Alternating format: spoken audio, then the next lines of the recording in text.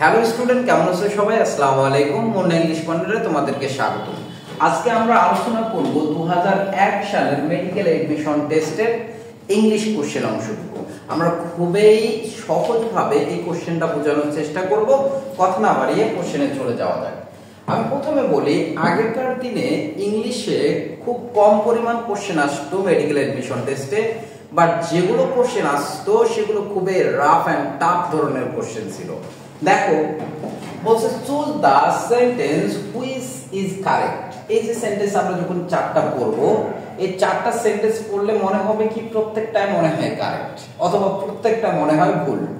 দেখছো, এই কোশ্চেনটা আমরা যদি সলভ করতে যাই, তোমরা কোশ্চেনগুলো একটু পড়ে দেখো, কারণ রিডিং স্কিলটা থাকতে হবে। কারণ রিডিং অভ্যাস যদি তোমাদের থাকে, এই ধরনের বড় বড় কোশ্চেনগুলো করতে তোমাদের সহযোগিতা করবে তোমার রিডিং হ্যাবিটটা। দেখো, বলছে that so many advances have been made in such short time is the most valid argument for retaining the research unit. বলছে that so many advances have been made in short time is the most valid argument for the retaining the research. আমি তোমাদের একটা নিয়ম পড়াই। such article adjective এরপরে noun. তার মানে কোন সেন্টেন্সে সাস এমন অর্থে বোঝানোর জন্য সাস ব্যবহার করি, এরপরে আর্টিকেল থাকতে হবে, তারপরে অ্যাডজেক্টিভ, তারপরে কি নাউন। আর যদি কোন সেন্টেন্সের মধ্যে সো ব্যবহার করো, তখন প্রথমে অ্যাডজেক্টিভ হবে, এরপরে আর্টিকেল হবে, এরপরে আমরা নাউন বসাবো। এই প্যাটার্নটা থেকে মূলত এখানে কোশ্চেনটা এসেছিল। প্রথম কোশ্চেনটা ফলো করো, that so many advances have been made in such short time। তাহলে আমি কি বলছি, সাসের পর কি থাকবে? আর্টিকেল। যেমন such a good day, such a good day. আবার so short a time, so short a time. So এর পরে অ্যাডজেক্টিভ, তারপরে আর্টিকেল, তারপরে নাউন। তাহলে such a short time, so short a time. বুঝছো বিষয়? তাহলে সাস আসে, এরপরে যদি এ থাকতো সেন্টেন্সটা ঠিক হয়ে যেত। তাহলে সেন্টেন্সটা অবশ্যই ভুল, কারণ সাস আ শর্ট টাইম নাই। that so many advances have been made in short time, in short time।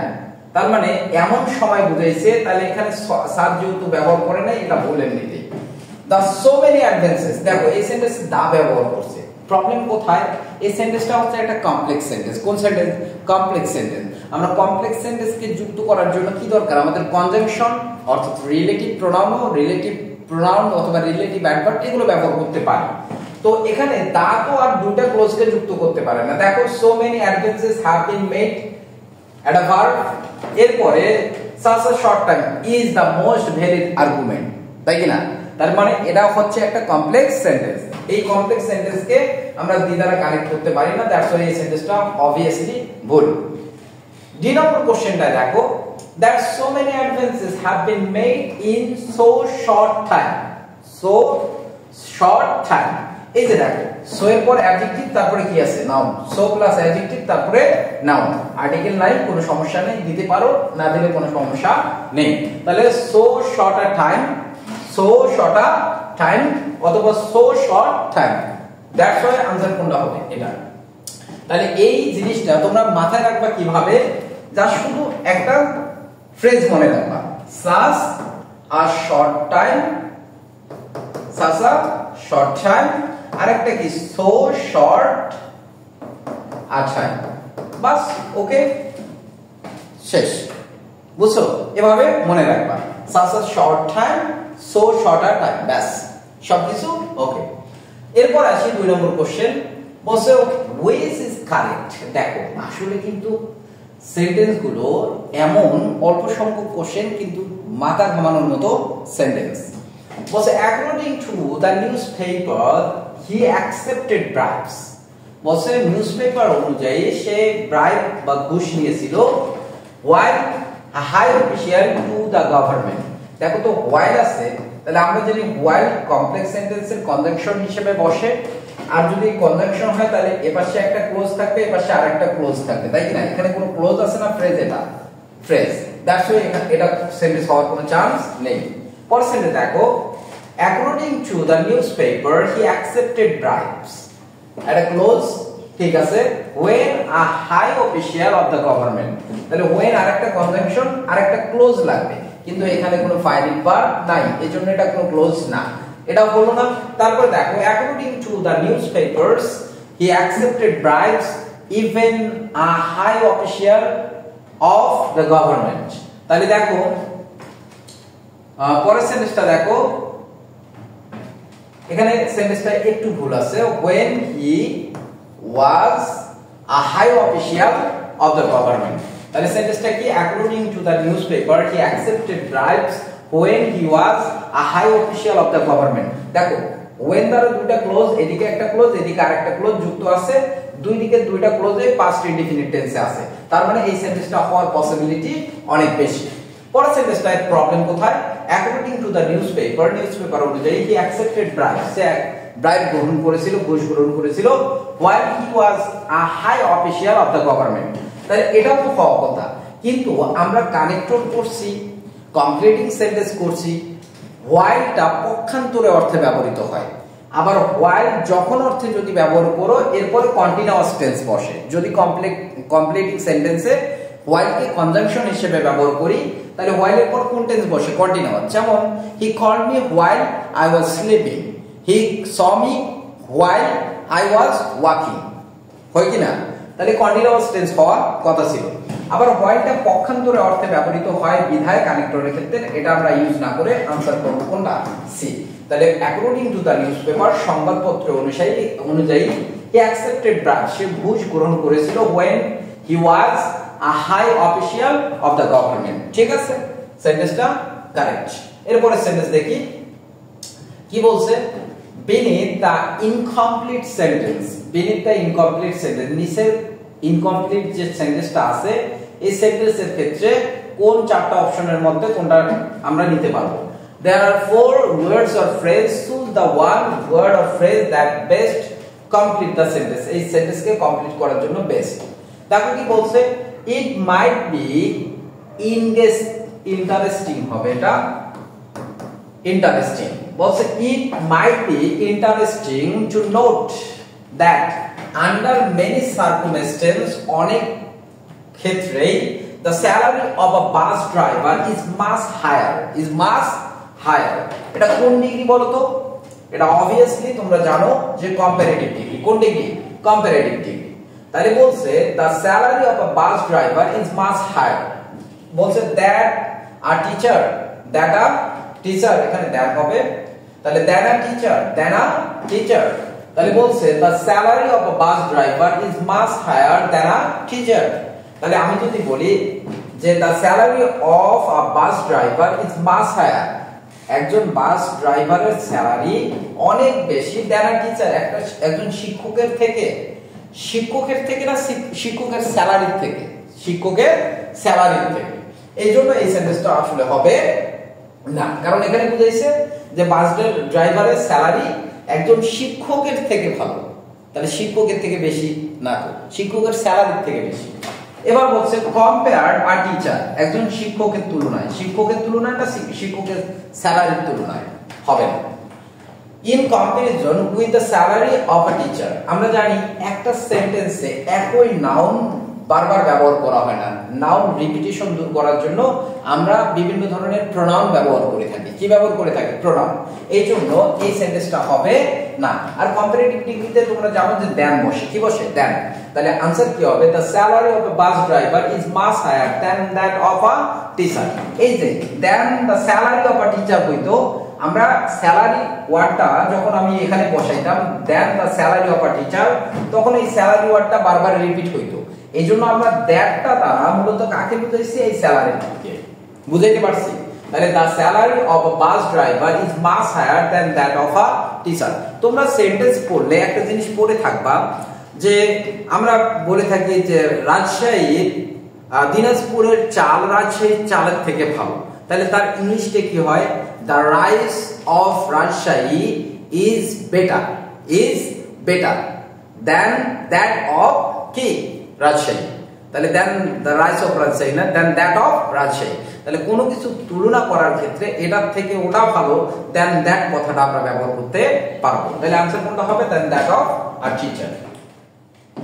আচ্ছা, আমরা এর পরের কোশ্চেনে চলে যাই। পরের কোশ্চেনটা দেখো, বিশাল বড় একটা ট্রান্সলেশন দিছে, তাই না?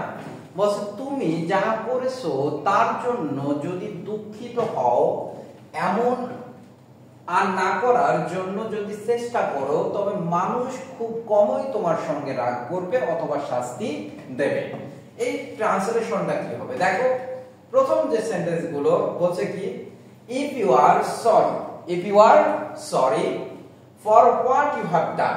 প্রথম সেন্টেন্সটা দেখো, যদি তুমি দুঃখিত হও, হোয়াট ইউ হ্যাভ ডান, তুমি যা করেছো তার জন্য, and try not to do so in future, এবং এমনটা যদি না করার চেষ্টা করো ভবিষ্যতে, তাহলে people will rarely become angry, লোকজন তোমার সঙ্গে খুবই কি করবে?